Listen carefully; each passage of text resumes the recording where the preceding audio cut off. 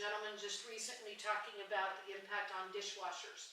When I was in New York last week, we were talking about dishwashers and a couple of other different things, the cost associated with it. Again, it is a hidden tax of $2.1 trillion a year, a burden on every one of us, whether you're a rancher and it's on the kind of pesticides or herbicides you can use on your municipalities, on our school districts, on everything. But just to give you an idea of how pervasive and invasive this has become, the United States Department of Agriculture, with a $21 trillion debt, has adopted a regulation that if you are a magician and you use a rabbit in your magic show, you are required to have an evacuation plan in place by July 29th, 2013 in case of calamities such as flooding, earthquake, landslide, mudslide, avalanche, wildfire, intentional attack, just to name a few. That is what the USDA, that's what these agencies are doing. When I talk about regulating everything, I'm serious, they're regulating everything. The USDA has adopted guidelines for how to roast marshmallows. This book that I have in front of me are just, I have boxes and boxes and boxes of this stuff because I have been studying this now for going on 20 years. And the fact is that we laugh about it and it is funny, but there are real life implications of it. And we were talking today about the impact on voters because they are homeless, because their homes burned down. I have articles right here in this book about the wildfire or the fire outbreak, the catastrophic forest fires that we're seeing because of a lack of proper management by our Forest Service. The fact is that the pine beetle outbreak, according to a 1999 and 2000 GAO reports, two separate reports, the pine beetle outbreak is directly caused by mismanagement by the Forest Service. I can read you the discussion here in my book from those GAO reports.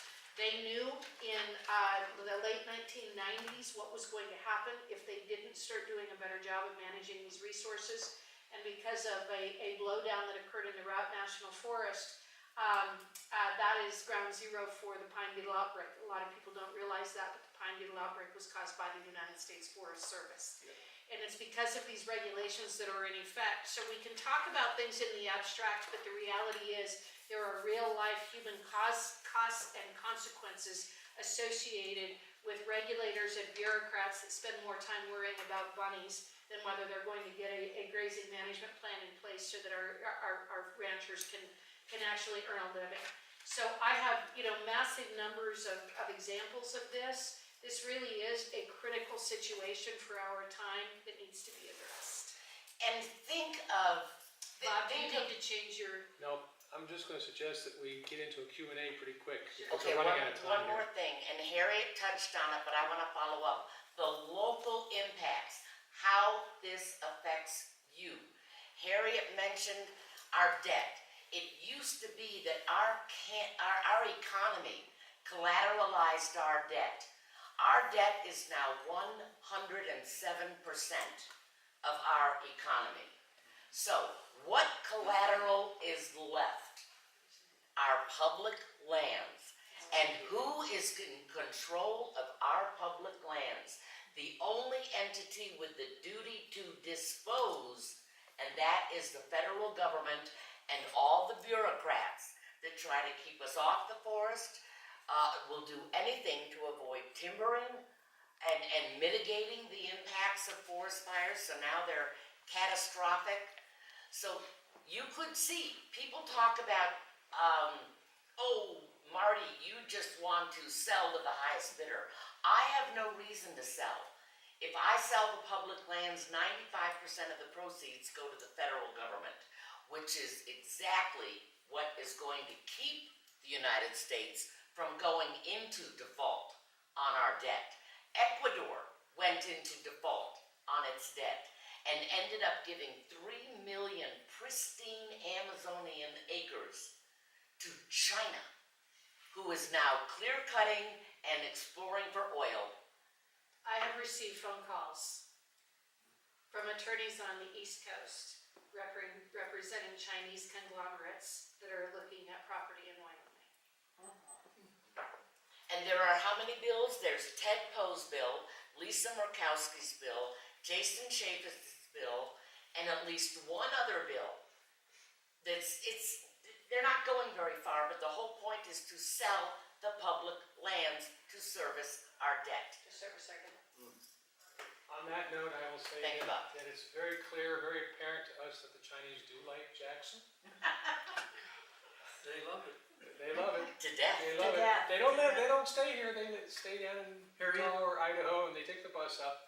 But Harriet, you come here in September and there's busload after busload I was after just busload. gonna ask, of what are you Chinese- talking about? China bus.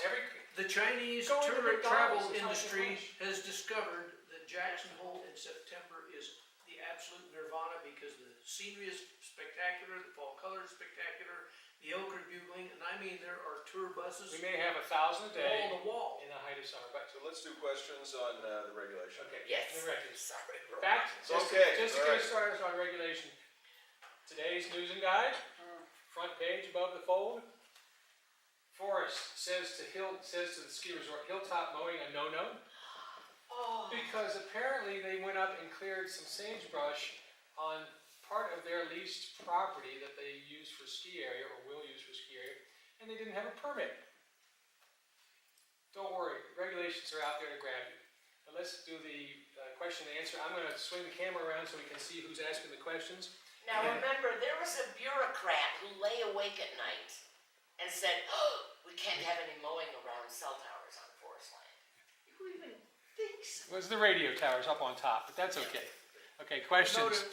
for fire suppression. So if any, they're good fire suppression, but if anybody has a Gotta make question fire break along there. or a The short point comment for is discussion. not fire suppression. Okay, Jonesy. Question here, okay, this amendment deals with the new regulations. Why doesn't it have a line in there also saying that this, upon application of a fourth of the House or Senators, that they can repeal an existing regulation, or bring an existing regulation up for a vote to repeal it? Right. I mean, if we only deal with new regulations, we still got all these other things that are killing us. So the theory is, when you're going after the Tyrannosaurus, you take one slice at a time. So the starting point is let's stop the bleeding first. Let's do this. We figured the easiest way to build 2/3 of the states and force Congress to change is to curb the new regulations. But down the road, you're absolutely right. Existing regulations ought to be subject to reapproval. And there's some states where regulations actually expire and have to be renewed by the legislature. I say sunset laws. Yeah. We need to be adopting a lot more sunset But laws. the first step, it's very hard to persuade 2/3 of the states to unite on anything. So we thought, let's keep it really simple. We're not going to solve the whole problem here, but if we can get this simple proposal done, then we've opened a path to do more. I can see that, but you know, everybody who has to deal with the federal government in some way, I had a Forest Service permit for 35 years. I mean, I've dealt with them. And everybody who has ever dealt with the federal government in any capacity has certain regulations that are just a burr under their saddles, totally. And you would get a lot of people really saying, you mean I can rescind that regulation by voting for this? So seriously consider that, because adding that to it would get a lot more people involved rather than, well, I don't know what Washington's gonna come down the pike with, as opposed to, I can get them to rescind that regulation that's a pain in my side. You don't need much of an imagination to know what's going to happen if we don't do this. All the old regulations that were in effect in the last 8 years, the last administration, are coming back. So let's start by stopping the bleeding. And if you've got some people that want to fight this battle, bring them to me and we'll get them involved. Francis, did you have a question, comment? The only thing, you guys spoke very well of this, but in order for me to pass it on, do you have a pamphlet, or is everything on the computer that, There's some. okay, so we There's can material educate there. ourselves? And if you will give me an email address, in fact, if any of you will give me an email, I can send you an email. And the email has a very short description of the amendment. It has the actual Come here. text of the Republican National Committee resolution, which you can send on, right? So you're not giving your words, you're giving the words of the unanimous vote of the Republican National Committee, and you can tell them that resolution was written at the White House. And then it's a long list of supporters. If you have those three pieces of information, you've got what you need, I think, to get the attention of the legislature. Another thing that I have is I will make sure that I get this on my law firm website. I have an older one that this has all the data about the regulations and the impact on us. This is the PowerPoint presentation that I typically do. And this has a lot of the background information. So when I get back to my office in Cheyenne, I will make sure that I get this up on the website so you can also look at that for information. Any questions over there? This is the text of the RNC resolution. Introduce yourself. I'm Jennifer Flanagan. I have a I question voted for for it, Mr. so. Bueller. Mr. Bueller, Jennifer, Yes. have, speak. in your travels around the country, have you found any levels of interest among millennials and the Yers and Zers? It seems like this is something that will affect their lives a lot. Or are they locked onto their smartphones? No, there's actually a group of young people, and when I go to conferences, I spend special time talking to millennials. Now, what most millennials, unlike retired people, they're thinking, how am I going to get a job, right? What am I going to do next? And so their energy is around their career, but they understand that what we're doing to restrain the growth of government isn't working. Sending politicians to Washington and asking them to give power back to us isn't working. And so they're looking for something new.